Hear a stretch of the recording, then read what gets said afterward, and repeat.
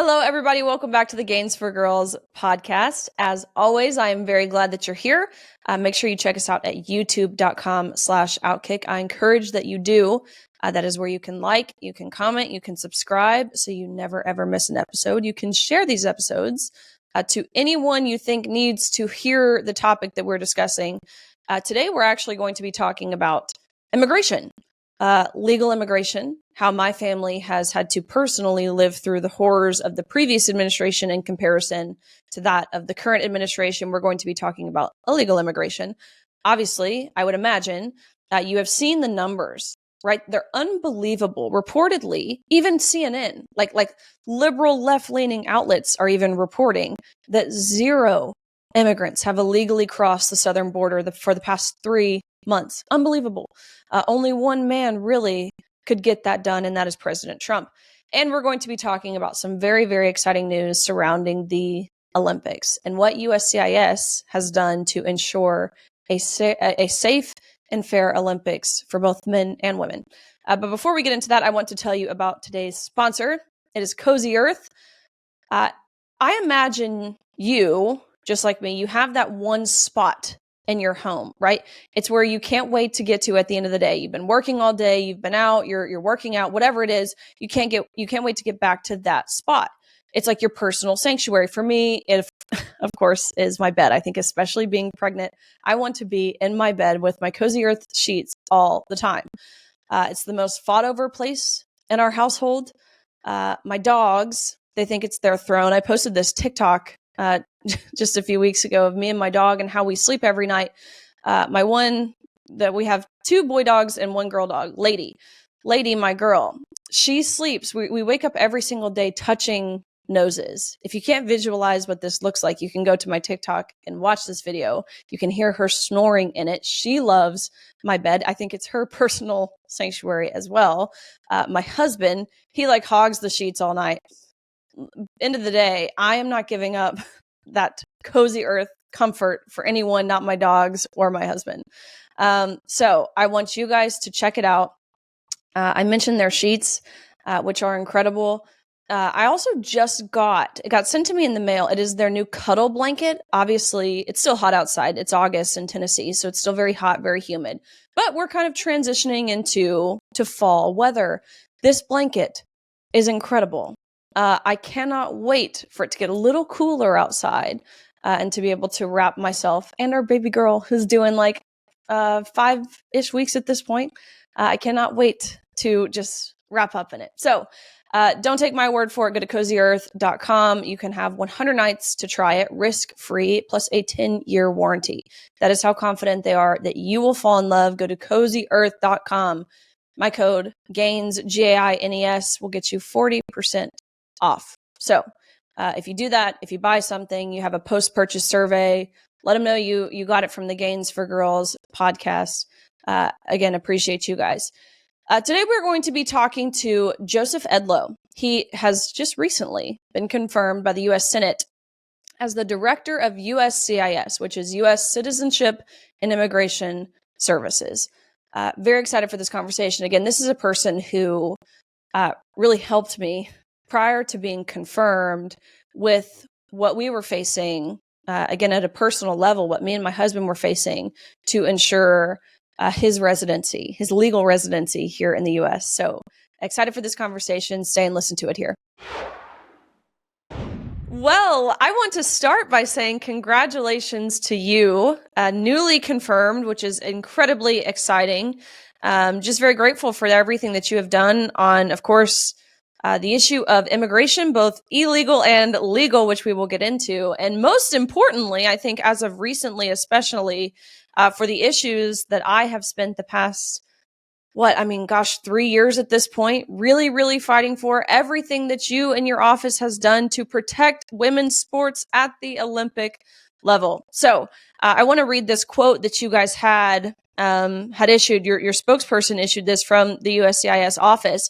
It says, "Men do not belong in women's sports. USCIS is closing the loophole for foreign male athletes whose only chance at winning elite sports is to change their gender identity and leverage their biological advantages against Women, it's a matter of safety, fairness, respect, and truth that only female athletes receive a visa to come to the U.S. to participate in women's sports. The Trump administration is standing up for the silent majority who have long been victims of leftist policies that defy common sense. Praise God. I mean, it's really that simple. Walk us through exactly what this policy does and how it will work in practice. Yeah, I'm happy to. So when someone comes over to the country or wants to come over to the country to participate in a sporting event, there's really only a couple different types of visas that they can get. We have I don't want to get into the weedy immigration stuff, but you've got the non-immigrant, so the visitors, and you've got the immigrant, the people that are coming here and plan on staying. For non-immigrant, if you're coming over to compete in women's sports or any sports for that matter, you're looking at probably getting an O visa, which is extraordinary ability in one of many facets of life, including athletics. If you're looking to do it on a more permanent side, you're looking for an employment-based visa, permanent visa that gives you a green card for extraordinary abilities or for exceptional abilities with potentially a national interest waiver. What we have done is make it abundantly clear that if you are a man and you're putting down that you're coming in here and your extraordinary ability is to compete in a women's sporting event, that's no longer going to be the grounds to get into this country. So we're going to do our part to stop it. And, I appreciate your thanks, but Riley, I got to thank you. Everything you have done on this issue to bring attention to this over the last couple of years, it means so much to all of us. But I have to say, from a personal level, it means so much to my family and my daughter, who is participating in soccer right now at her level. She's young, but she's getting good at soccer. And I don't want it to be that she can't compete because we got a bunch of boys playing with her in her girls' team. Well, man, that's what it's about. It's about the next generation. And now, I'm just about 5-6 weeks away from having a daughter of my own, which is crazy. So excited for you. It's wonderful. Yes, we are too. I can't believe it's really, this pregnancy has just flown by. It's even, having this growing and developing little girl who isn't yet in my arms. It's shifted my perspective on this issue entirely, where it went from something, of course, that happened to me personally, and I got to, unfortunately, we all had to live this experience. Now, understanding what's at stake for the next generation, that's what it's about. And you guys said it. It's a matter of safety, fairness, respect, and truth. It's really that simple. And yeah, I think when you phrase it as, well, the technicality of it, you're coming over here on an extraordinary ability visa. It is no extraordinary ability for a man to beat up on a woman, which is what we saw last Olympics.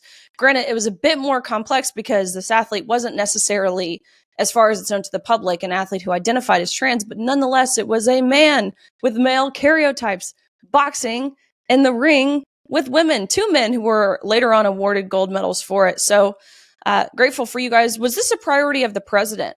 Obviously, this issue of no men in women's sports is something that he campaigned on. And I know personally just how thrilled he is that the 2028 Olympic Games will be in the United States and under his presidency.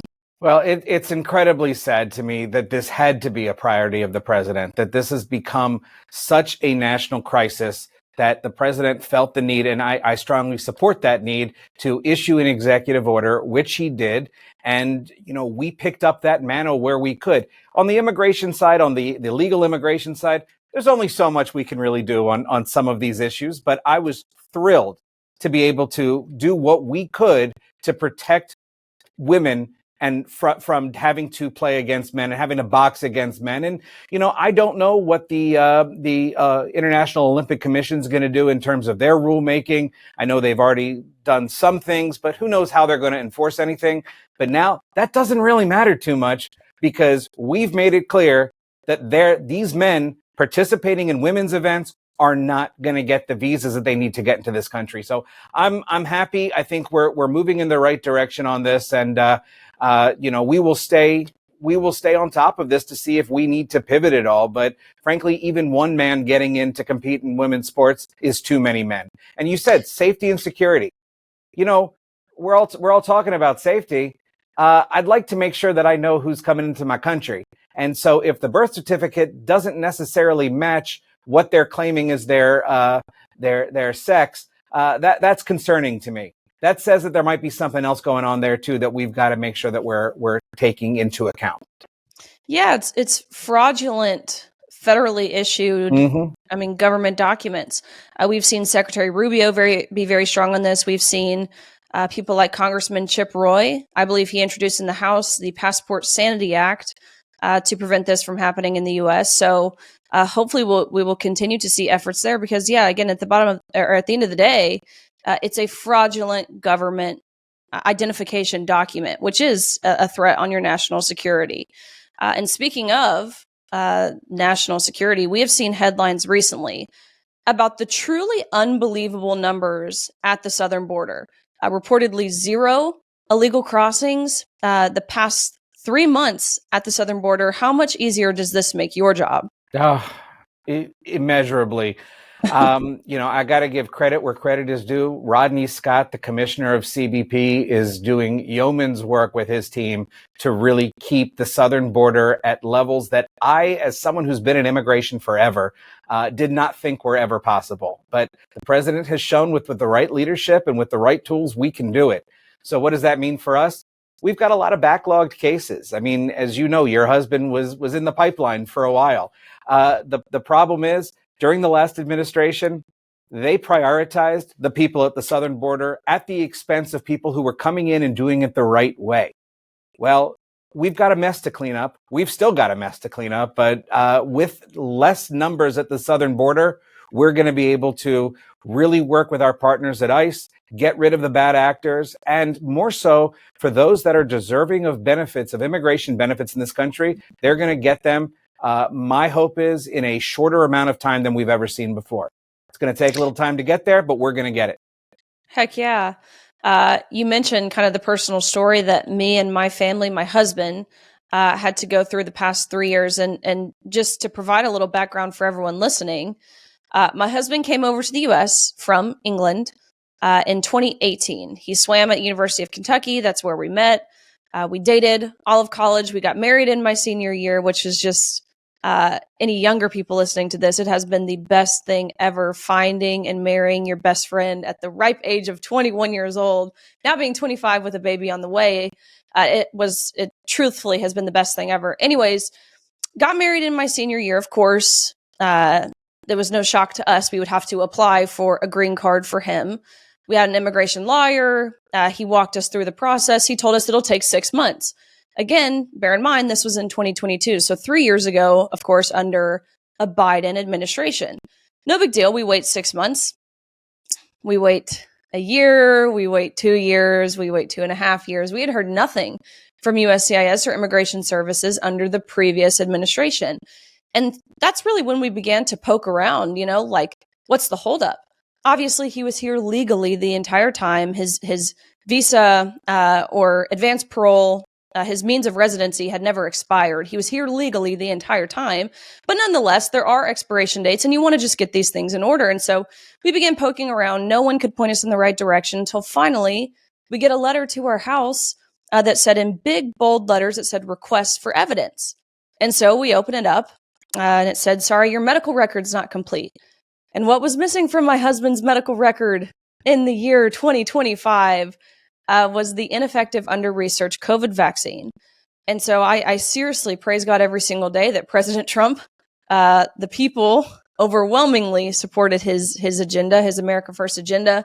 In November of last year, he was sworn in January, and I pretty quickly got in touch with you and your office, and you guys have been so pivotal in making it easier for legal immigrants. And I think this is something the media often, they get it wrong. They say President Trump is anti-immigration. That is not true at all. Let me tell you from my lived experience, it was the previous administration that was anti-legal immigration, pro-illegal immigration. The Trump administration, the current administration, is anti-illegal immigration and pro-legal immigration. So thank you. It has made our lives now a breeze. But you mentioned that's the way you want this process to work. efficient, with integrity, with transparency, and with accountability. And that's exactly what me and my family have been able to benefit from with you and your department and the position that you guys are. Well, I'm thrilled to hear that, and as I said before we started, I can't thank you enough for bringing this COVID issue to my attention personally. When I was in the first Trump administration, I was here at USCIS.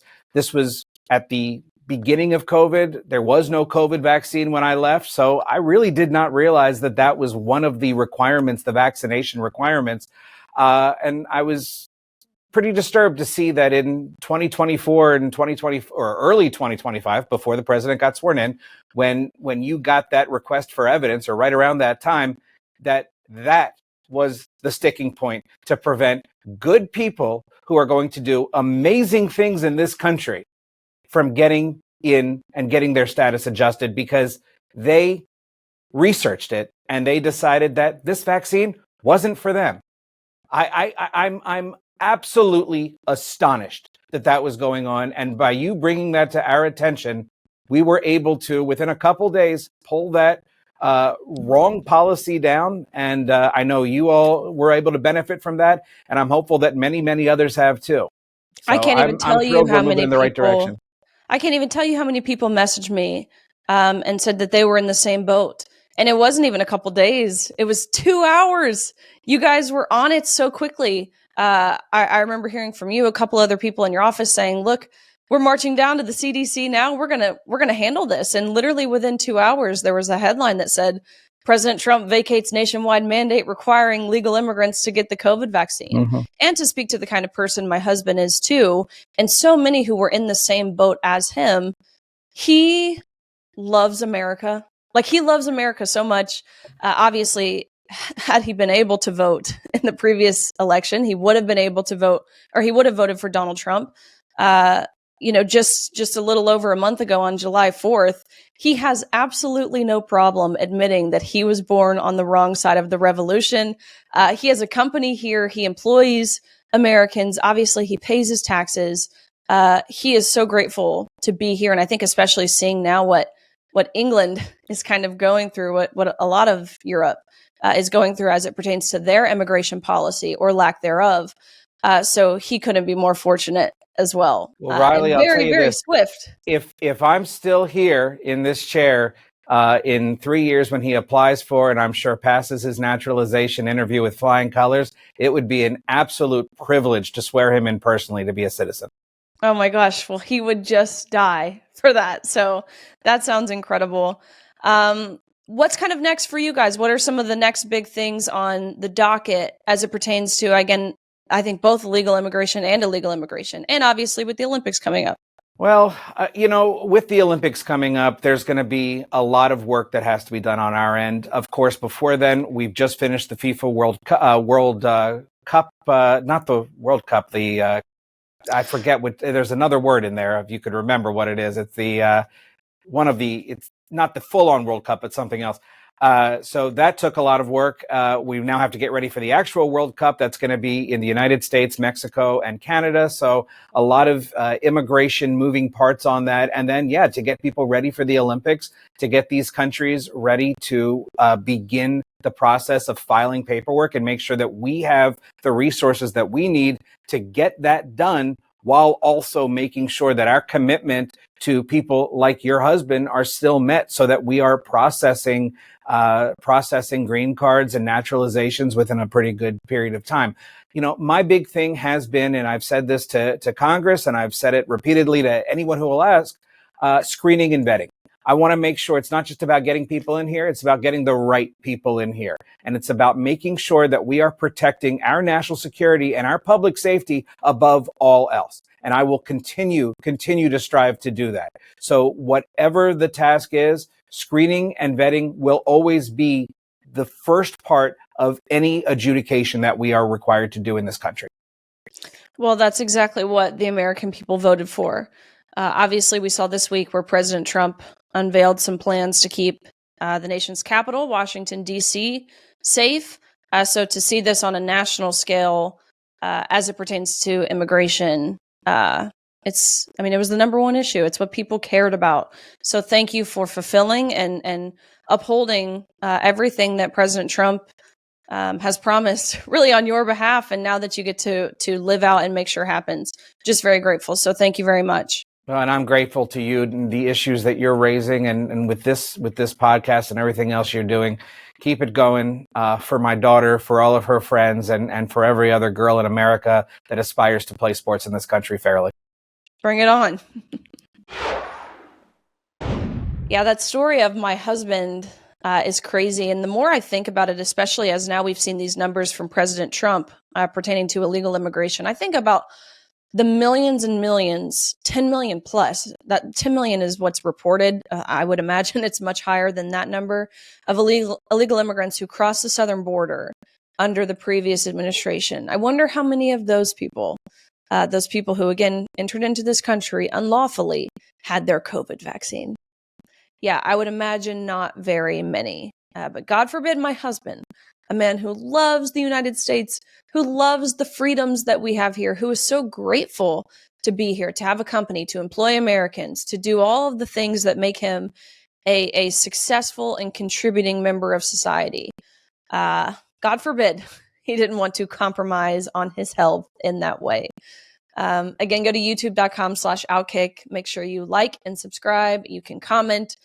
Be sure to share these episodes with your friends. Never miss an episode. We post every single week on Wednesdays typically. And go to cozyearth.com. You can use my code GAINS, GAINES, for 40% off. The best sheets, the best cuddle blanket, the best loungewear pajamas. Check it out. We will see you guys again next week.